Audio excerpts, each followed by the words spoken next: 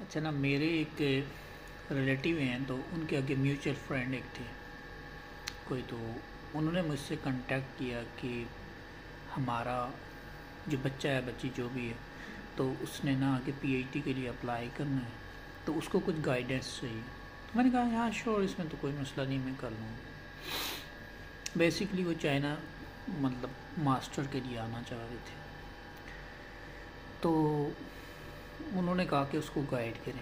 मैंने कहा ठीक है, आप एक व्हाट्सएप पे ग्रुप एक बना लें, तो उस पर सीवी उसको बोलेंगे ट्रांसफ़र कर ले और ये डाटा भेजे, तो मैं वो रिव्यू कर लेता हूँ, मैं बता दूँगा कि क्या प्रॉब्लम है, तो कैसे करना है प्रोसीजर समझा दूँगा। तो सीवी उन्होंने भेजी, तो खैर देखी मैंने सीवी, मैंने कुछ सजेस्ट किया, एंड देन स्टूडेंट कहता है या कहती है कि मैंने ना बहुत सी ईमेल की हैं लेकिन मुझे कोई रिस्पांस नहीं आया। मैंने कहा अच्छा। मैंने कहा कितनी एक ईमेल की हैं? तो कहते हैं कि 11 ईमेल की हैं। मैंने कहा वाह। मैंने कहा ये तो बहुत काम किया आपने। अब ना मुझे वहाँ से अपनी एक बात याद आ गई। मैं जब शुरू में एमफिल कंप्लीट किया तो मैं ना स्कॉलरशिप के लिए डिफरेंट जगहों पे अप्रोच कर रहा था। बेसिकली इसका प्रोसीजर ये होता है कि आप किसी भी कंट्री जिसको टारगेट करते हो उसमें डिफरेंट प्रोफेसर यूनिवर्सिटीज़ जाते हो, पहले ढूंढते हो रैंकिंग वाइज जो भी आपकी प्रायोरिटीज़ है, फिर उस अपने डिपार्टमेंट जाते हो और वहाँ पे जो प्रोफेसर्स होते हैं ना आपके अपने फील्ड के, तो उन प्रोफेसर को आप अप्रोच करते हो, मतलब उनकी पूरी प्रोफाइल पढ़ते हो कि किस पे रिसर्च कर रहे हैं। अगर वो रिसर्च आपसे रिलेटेड है तो फिर उसके बाद उन प्रोफेसर को ईमेल करते हो, साथ में अपने सीवी भेज देते हो, ट्रांसक्रिप्ट या रिसर्च प्रपोजल जो भी है, बट सीवी श्योरली आपने भेजनी होती है। ये एक बेसिक सा प्रोसीजर है। अब वो प्रोफेसर आपकी पहले तो ईमेल पढ़ता है, ठीक है। वो ईमेल तब पढ़ेगा अगर उसकी पास ना पीएचडी की कोई फंडेड पोजीशन खाली पड़ी होगी, अगर है ही नहीं तो वो इंटरेस्ट ही नहीं लेगा। अब पहले वो आपकी ईमेल पढ़ेगा, अगर ईमेल में देखेगा स्टूडेंट ने कैसे अपनी जो रिसर्च बैकग्राउंड है उसको मेरे से कैसे रिलेट किया और ईमेल स्टार्ट कैसे की है, लिखा कैसे, कैसे चीज़ों को प्रेजेंट कर रहा है, कोई डिसेंट वे है या नहीं है, ये चीज़ें देखते हैं। प्लस प्रोफेशनल वे वो देखने की कोशिश करते हैं। फिर वो सीवी चेक करते हैं इसकी एजुकेशन बैकग्राउंड क्या है, इसके सीजीपीएस क्या हैं, ठीक है, और जिस यूनिवर्सिटी से इसने डिग्री की है तो उसकी रैंकिंग क्या है, वो सारी चीज़ें वो एक देखता है। फिर उसके बाद उस स्टूडेंट को रिप्लाई करते हैं, इंटरव्यू करेगा जो भी करेगा, फिर एक्सेप्टेंस देगा, फिर यूनिवर्सिटी में अप्लाई करेगा, जो भी एक लंबा प्रोसीजर। बट मतलब ये वाला है, मैं चाइना में जब ईमेल कर रहा था ना, तो यहाँ पे ईमेल करते हुए ना तो मुझे भी ऐसे ही स्टूडेंट ना और प्रोफेसर का रिप्लाई नहीं आया, तो मैं अपने एक सीनियर एक से कांटेक्ट किया ना, तो उन्होंने कहा अच्छा तो आप अप्लाई करें, सीवी उसको दिखाई, वो कहते सीवी तो ठीक है।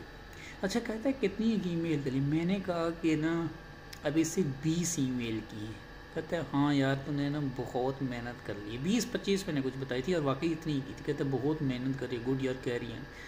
तो मैंने कहा यार रिस्पांस नहीं आ रहा, क्या करूँ? तो मुझे वो कहता है यार बासुन रिस्पांस नहीं आ रहा तो इसको एक और हल है। मैंने कहा क्या?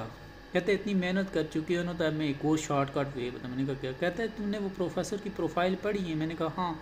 कहता है उधर कॉन्टैक्ट एक नंबर लिखा होता है, फ़ोन नंबर लिखा होता है, तूने पढ़ा है कभी? मैंने कहा हाँ हाँ हाँ मैंने पढ़ा है। कहता है तू ऐसा करना ना, वो कॉन्टैक्ट ले गए ना उनको कॉल करना और उनको बोलना मुझे एक्सेप्टेंस दे दो, क्योंकि तुझे बहुत जल्दी है और बहुत जल्दी में चाहिए ना एक्सेप्टेंस।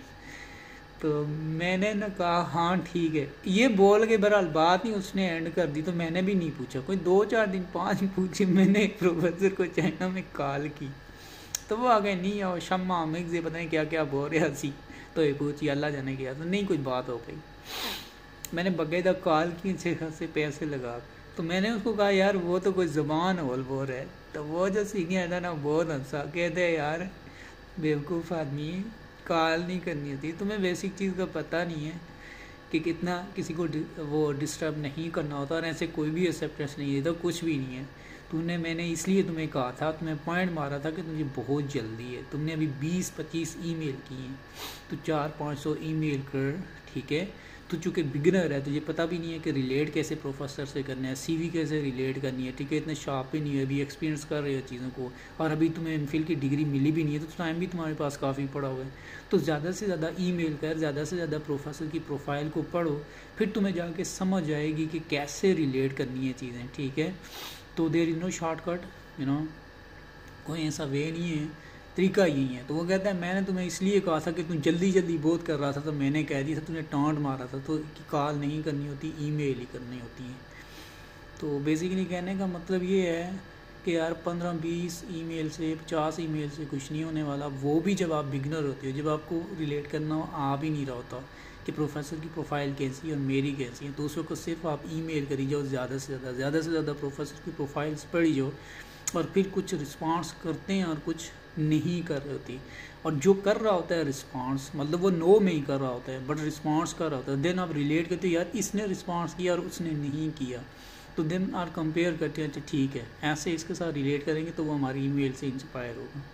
तो जो स्टूडेंट बहुत ज़्यादा स्कॉलरशिप के लिए अप्लाई करते हैं, ये वो कोशिश करते हैं, यकीन जाने हम में से हर ने ऐसे ही स्टार्ट किया था। ऐसे ही जब बिगनिंग थी ना, मैं भी कुछ नहीं पता था, लेकिन with the passage of time कुछ चीज़ें खुद सीखी हैं, कुछ सीनियर से गाइडलाइन ली हैं, ठीक है, उनको फॉलो किया। बट इस सब में एक ही चीज़ होती है यार, मेहनत करनी पड़ती है, रातों को जॉब बैठना पड़ता है। मुझे आज भी याद है मैं किप्स में पढ़ाता था, और किप्स में पढ़ाते हुए आप बहुत मुश्किल होता था।